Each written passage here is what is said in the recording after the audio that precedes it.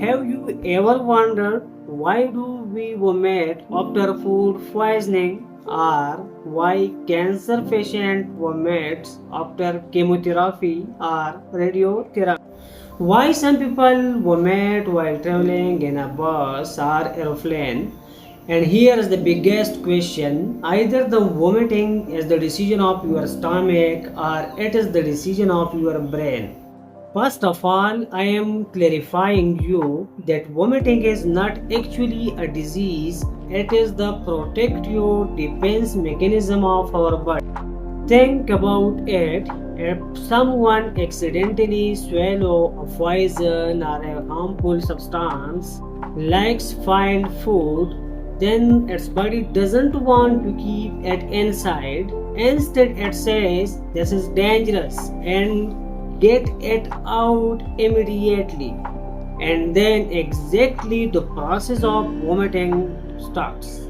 Now, this is the whole game of your vomiting center, which is present in your brain stem. Let's understand this vomiting center by an example to clarify you. Let's suppose your brain is a big company and there is present a manager inside it, which is called vomiting center, and that vomiting center doesn't work alone. Before making any decision, the vomiting center waits for different information from the different parts of the body. By another example, if I say that your vomiting center is the CEO of the company and it received different reports from the four bodyguards, and I am telling you one by one to stop the reports of that bodyguard will stop your vomiting process.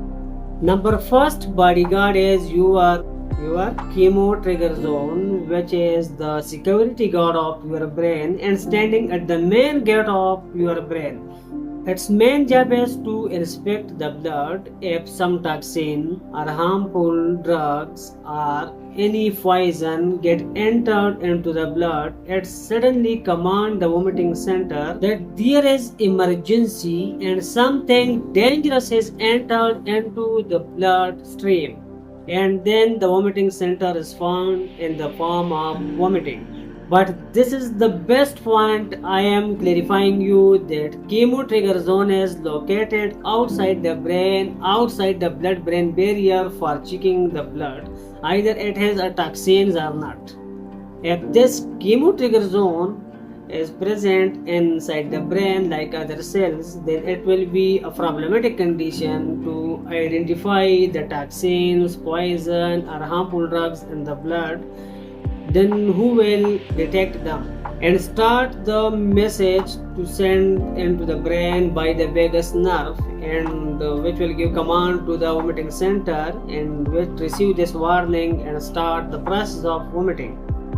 Number second bodyguard is your stomach and intestine. If you eat spoiled food and your stomach get irritated, it releases some chemicals like serotonin, and this serotonin will press a switch called serotonin receptor or especially 5-HT3 receptor, and then vagus nerve carry this signal directly to the vomiting center. The brain receives this warning and start the process of vomiting.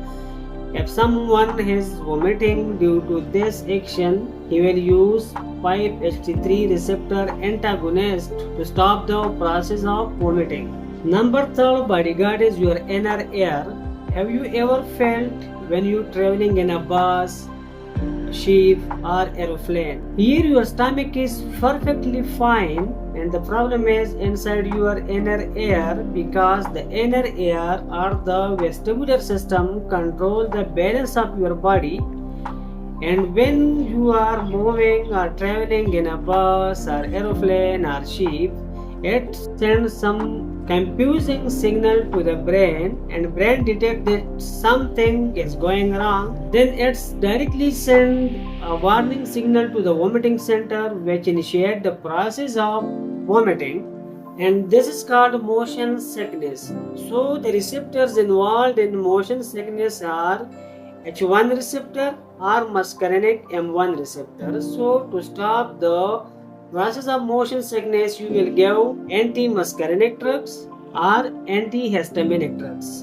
Number 4, bodyguard is your mind, believe it or not. Sometimes you don't eat even poison or spoiled food, just seeing something which is disgusting, smelling a terrible odor, or feeling extreme fear and activate the vomiting center. That's why some people feel nausea just seeing the blood. So this is all about vomiting. And the next video we will discuss the best choice drug for the different conditions of vomiting.